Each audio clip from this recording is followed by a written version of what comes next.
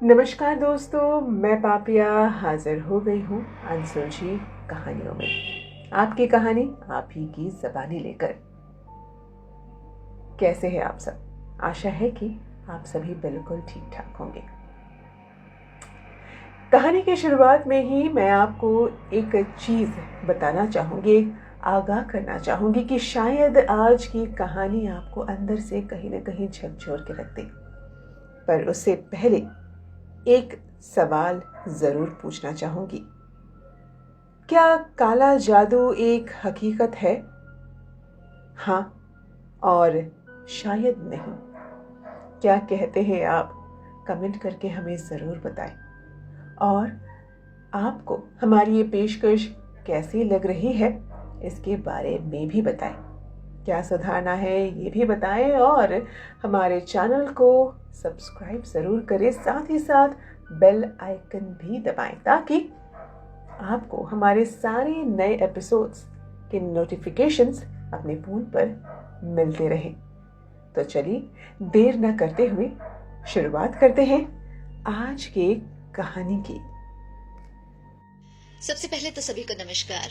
मैं मिनाली सहदेव, और जैसे कि मुझसे कहा गया है कि मैं अपनी कोई ऐसी आप बीती या आप देखी ऐसी कोई कहानी सुनाऊं जिसमें भूत प्रेत या उनसे जुड़ी कोई ऐसी बात हो। मैं नहीं जानती कि मेरी इस कहानी में भूत प्रेत है या नहीं, लेकिन हाँ, जो मैंने देखा, जो मैंने महसूस किया, मैं आपसे वही शेयर करूंगी। ज्यादा वक्त ना लेते हुए सीधा अपनी इस कहानी की तरफ बढ़ती हूँ। तो ये वो वक्त है जब मैं छुट्टियों में अपने मामा जी के घर गई थी, जो कि पंजाब में है। और वहां पर कुछ शायद मौसम का ऐसा असर था कि मुझे और मेरे भाई को, हम दोनों को बुखार आया था। और ये जो बुखार था, मुझे तो दो तीन दिन में ठीक हो गया था, लेकिन मेरे जो भैया का बुखार है उसे हफ्ता लग गया, लेकिन ठीक नहीं हुआ। हफ्ते भर से थोड़ा ऊपर भी हो गया। और एक दिन हम लोगों ने जब नोटिस किया, उनकी चेस्ट पर ब्लू ग्रीन कलर का एक सर्कुलर मार्क पाया गया।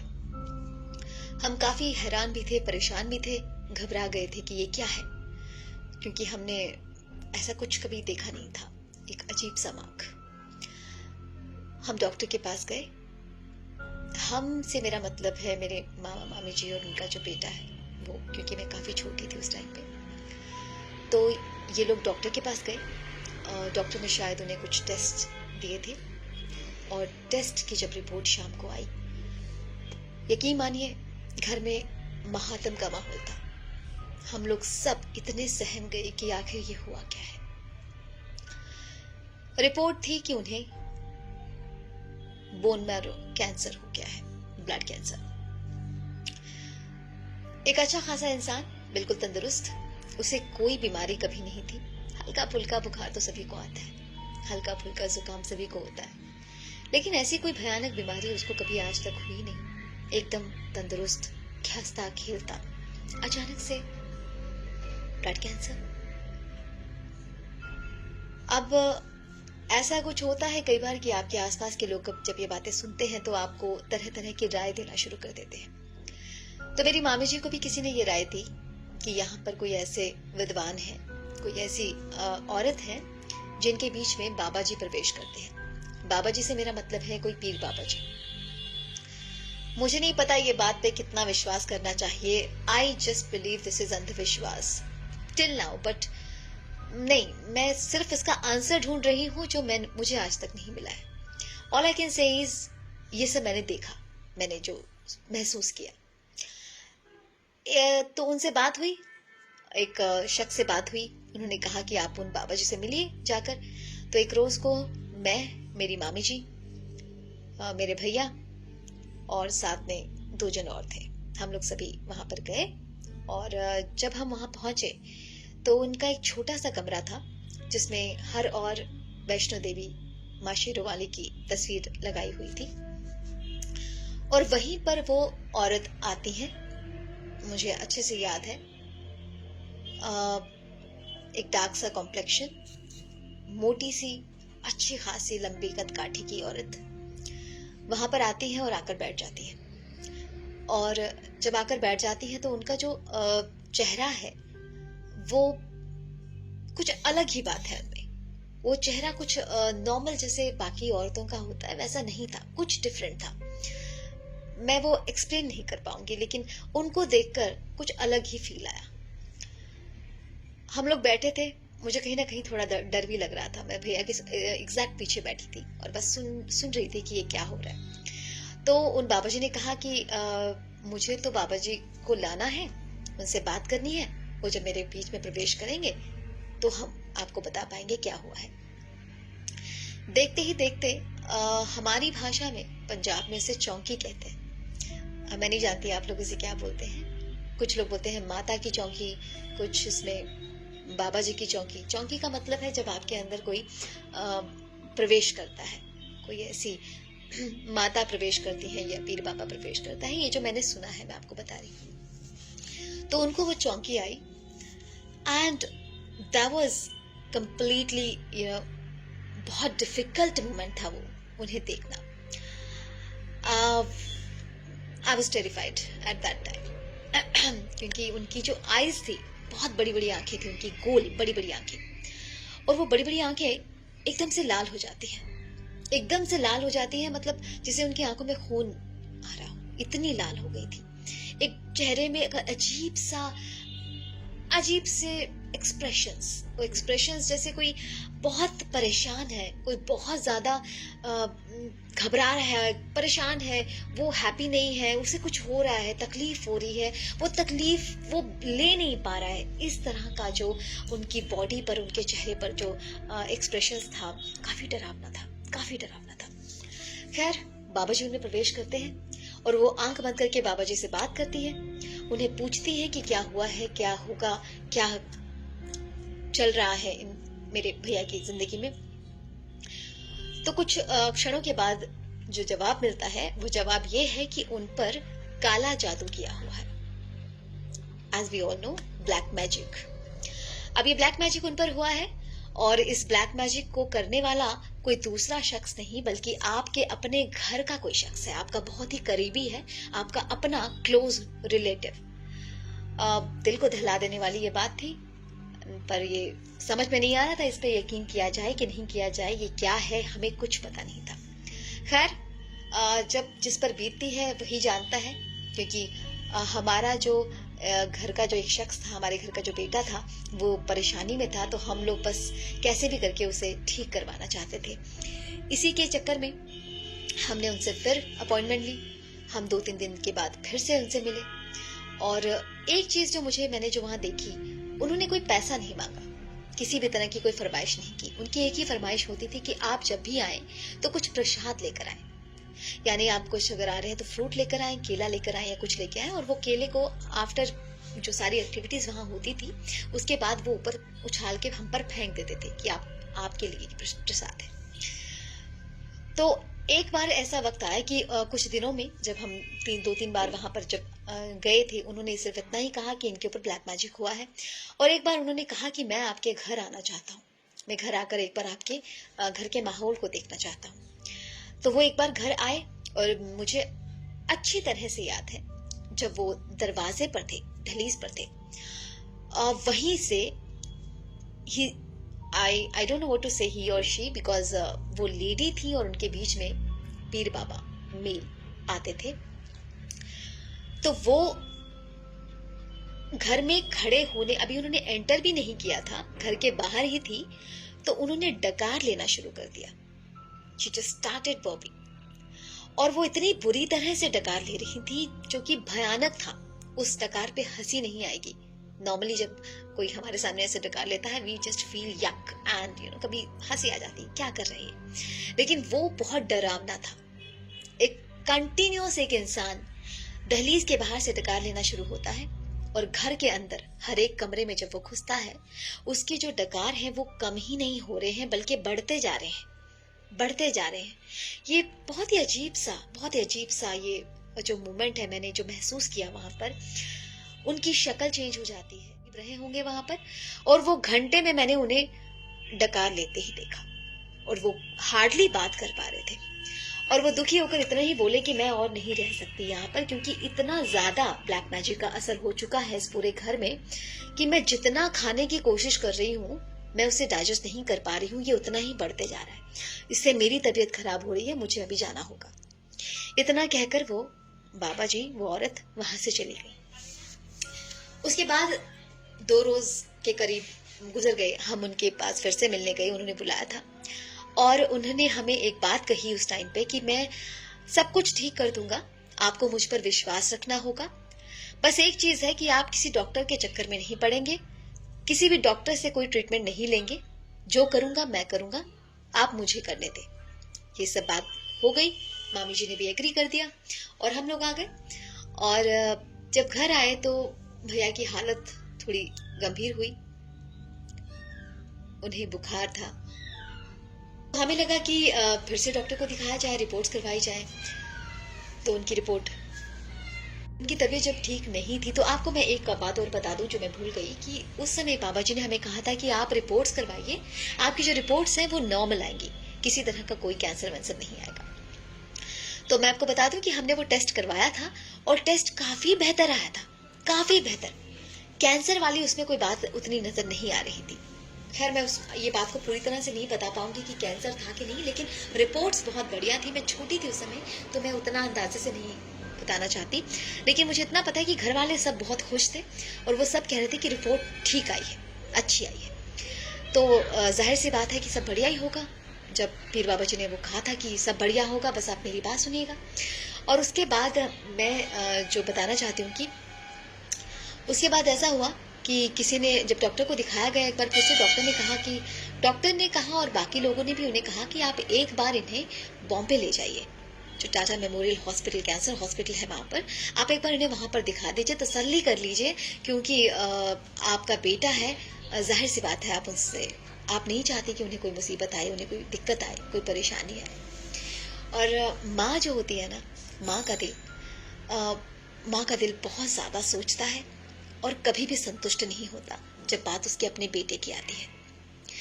यही माँ का दिल था जिसने ये प्रण कर लिया कि अब वो अपने बेटे को बॉम्बे लेकर जाएगी, उस कैंसर हॉस्पिटल में दिखाएगी, वहां से ग्रीन सिग्नल लेकर ही घर आएगी।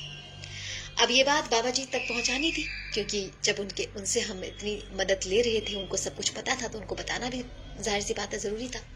तो ये बात बताने के लिए हम सब फिर गए वहां पे। जब बाबा जी को ये बात पता चली तो वो आग बबूला हो गए, उन्हें बहुत ज्यादा गुस्सा आ गया और उन्होंने ये कहा कि जब मैंने तुमको मना किया है कि तुम डॉक्टर को नहीं दिखाओगे, लेकिन फिर भी तुमने ऐसा डिसीजन क्यों लिया? अब तुम अपनी मर्जी करो और मुझे यहीं पर छोड़ दो, मैं अब कुछ नहीं करूंगा। इतने ज्यादा क्रोधित हो गए। फिर उनसे हाथ पैर जोड़े, मेरी मामी जी ने उनके पांव पड़े, उन्होंने कहा नहीं, हम ऐसा कुछ नहीं करेंगे, आप प्लीज बताइए अब हम क्या करें, आप जैसा कहेंगे हम वैसा ही करेंगे, लेकिन मेरे बच्चे को ठीक कर दीजिए। तो बाबा जी ने कहा ठीक है, मुझे थोड़ा ध्यान लगाने दो, मैं उस प्रभु से बात करता हूँ, मैं उस पावर से बात करता हूँ, फिर आपको बताऊंगा क्या करना है। मुझे याद है उन्होंने समाधि ली और वो अंतर ध्यान हो गए कुछ 2-4 मिनट के लिए, और उसके बाद उन्होंने कहा कि बेटी अब तुमको वहां जाना ही पड़ेगा, तुमको हॉस्पिटल जाना ही पड़ेगा, तुमको उस डॉक्टर को दिखाना ही पड़ेगा। अब मेरे हाथ में कुछ नहीं है, बस मैं तुम्हें इतना ही कह सकता हूँ कि जब भी वहां जाओ किसी तरह का कोई टेस्ट मत करवाओ, ये डॉक्टर तुम्हें खून चूस कर मार डालेंगे। उसने मेरे भैया की तरफ देखकर ये बात बोली कि ये डॉक्टर तुम्हारा खून चूस कर तुम्हें मार डालेंगे, इसीलिए तुम किसी भी तरह का कोई ट्रीटमेंट मत करवाना, वहां जाओ, बस मिलो, डॉक्टर को थोड़ा दिखाओ और दिखा के वापस आ जाओ, बच्चा ठीक हो जाएगा। उनका धन्यवाद करते हुए हम सब वहां से आ गए और टिकट्स सब हो चुकी थी। भाई चले गए वहां पर, मामी जी वगैरह, मेरे मामा जी सब चले गए बॉम्बे। और बॉम्बे में जो कुछ घटनाएं घटी, बहुत ही अजीब घटनाएं थी। मैंने सुना है कि सोना मिलना और सोना गुम होना दोनों ही अच्छी बात नहीं होती, मनहूस होता है। ये घटना उनके साथ घटी। गाड़ी में बैठे थे, जब टैक्सी में वो जा रहे थे होटल की ओर, जब वो दिखाने जा रहे थे, उनके ऊपर एक मोटी सी सोने की अंगूठी मेरे भैया के ऊपर गिरी और भैया के हाथ की सोने की अंगूठी गुम हो गई। यानी एक अंगूठी अननाउन, इतनी मोटी सी, उनके ऊपर कहां से गिरती है किसी को पता नहीं। चलती हुई गाड़ी में से ठन की आवाज आती है और उनके ऊपर गिरती है। कौन फेंकेगा ये अंगूठी? कोई नहीं जानता। जैसे मैंने पहले ही कहा, मैं आज भी इस सवाल के जवाब को ढूंढ रही हूं कि आखिर हुआ क्या है,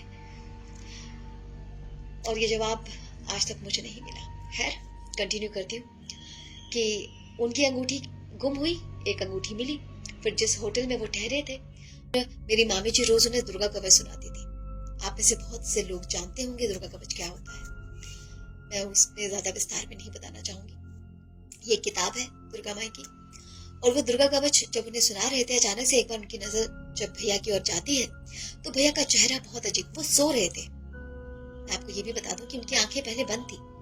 अचानक से वो सुनाते सुनाते उनकी तरफ उनकी नजर जाती है तो भैया की आंखें खुली है और एक अजीब तरह से मुस्कान उनके चेहरे पर है। और वो जो स्माइल, जो मुस्कान उनके चेहरे पर है, वो मुस्कान डरावनी है। जैसे वो बताना चाहते हो कि तू जितना भी कुछ कर ले, मैं तेरे किसी भी काम को सर चढ़ने नहीं दूंगी। जो मैं करने आई हूं वो मैं करके जाऊंगी। शायद वो पावर ये कहना चाहती है कि तेरे दुर्गा कवच पढ़ने से कुछ नहीं होगा। व्हाटएवर, मामी जी बहुत डरी थी, लेकिन उन्होंने हिम्मत नहीं हारी। वो पढ़ती गई। पढ़ते पढ़ते उन्होंने देखा कि भैया फिर सोए हुए हैं। जब भैया नींद से उठे तो उन्होंने उससे पूछा कि भाई हुआ क्या है, तुम ऐसे अचानक से मुझको देखकर क्यों स्माइल दे रहे थे, और इतनी अजीब सी स्माइल क्यों दे रहे थे?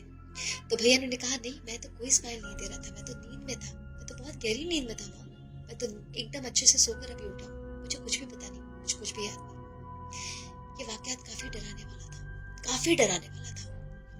खैर, अब अगले रोज डॉक्टर के पास जब वो जाते हैं हॉस्पिटल में, तो डॉक्टर जब उनको देखते हैं, उनको देखकर कहते हैं कि इस बच्चे में तो कोई भी कैंसर वाली बात नहीं लगती, ये तो बहुत ही तंदुरुस्त, क्योंकि जो कैंसर पेशेंट होते हैं उनका तो चेहरा ही अलग होता है, उनकी हाव भाव अलग होते हैं, और हम एकदम देखकर पहचान जाते हैं कि इन्हें कैंसर है या नहीं है। ये एकदम तंदुरुस्त बच्चा है, इससे कोई प्रॉब्लम नहीं। और वहाँ जो छोटा मोटा टेस्ट उन्होंने किया होगा, उससे सब कुछ नॉर्मल था, सब ठीक था। मुझे आज भी याद है कि जब मामी जी ने वहां से फोन किया तो वो काफी खुश लग रही थी, मामा जी भी काफी खुश लग रहे थे कि वो जल्द ही वापस आ जाएंगे, क्योंकि रिपोर्ट्स सब नॉर्मल है। फिर मैं कहना चाहूंगी कि माँ का जो दिल होता है ना, ये जितना ही ज्यादा प्यार से भरा होता है, उतना ही ज्यादा कई बार खतरनाक भी होता है, क्योंकि संतुष्ट नहीं होता जब बात उसके अपने बच्चे की आती है। यही बात यहाँ पर थी, वो संतुष्ट नहीं थी डॉक्टर के ऊपर से चेकअप से। तो उन्होंने कहा कि नहीं, आप टेस्ट कीजिए, आप वो टेस्ट कीजिए, मुझे लिख कर दीजिए, मुझे वो टेस्ट चाहिए कि मेरा बेटा बिल्कुल ठीक है, तभी मैं खुशी खुशी घर जा पाऊंगी, नहीं तो मैं अच्छे से घर नहीं जा पाऊंगी, मैं चैन की नींद नहीं सो पाऊंगी। तो डॉक्टर ने उन्हें कहा कि नहीं, टेस्ट की जरूरत नहीं है, लेकिन माँ ने कहा नहीं, मुझे टेस्ट चाहिए, वो टेस्ट आप करवाइए। और आपको बता दूं कि जो बोन मैरो टेस्ट होता है, वो एक ड्यूरेशन में आप रिपीट नहीं कर सकते, उसकी एक पर्टिकुलर ड्यूरेशन होती है, आप उसी के बाद वो रिपीट कर सकते हैं। तो भैया का टेस्ट तो कुछ दिन पहले ही हुआ था, जब वो पंजाब में थे, और बॉम्बे में जब उनसे, अब मुझे नहीं पता कि उन्होंने ये बात डॉक्टर से कही या नहीं कही कि उनका एक बार टेस्ट हो चुका है, फिर से वो टेस्ट करवाने के लिए उन्हें फोर्स किया गया।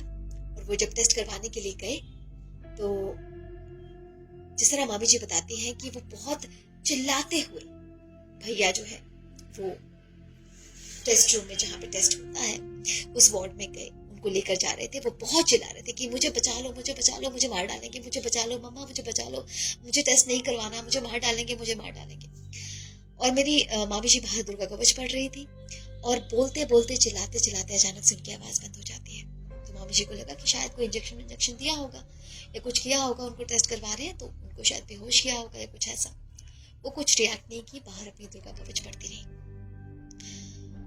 और कुछ 4-5 घंटे के बाद उनको बताया जाता है कि योर सन इज नो मोर, आपका बेटा अब इस दुनिया में नहीं रहा। उस टेस्ट ने उस बच्चे की जान ले ली। अगर हम वापस जाएं और उस बाबा जी की बात को एक बार गौर फरमाएं कि वो डॉक्टर्स तुम्हारा खून चूस कर तुम्हें मार डालेंगे, और यहाँ भाई जो डॉक्टर उनके टेस्ट करवा रहे थे वो खून का ही टेस्ट था, और खून चूस कर ही उन्होंने उस बच्चे को मार दिया। क्या सच है, क्या झूठ है, क्या सही है, क्या गलत है, मैं कुछ नहीं जानती। मुझे सिर्फ इतना पता है कि ये कहानी मैंने देखी है, सुनी है, महसूस की है। बस इस कहानी का जवाब मुझे नहीं पता। मुझे नहीं पता कि भूत प्रेत होते हैं या नहीं होते, मुझे नहीं पता कि ब्लैक मैजिक होता है या नहीं होता, लेकिन ये सब मैंने देखा है। इसी के साथ मैं यहीं पर खत्म करती हूँ, क्योंकि और आगे जाने की मेरी हिम्मत नहीं है। धन्यवाद।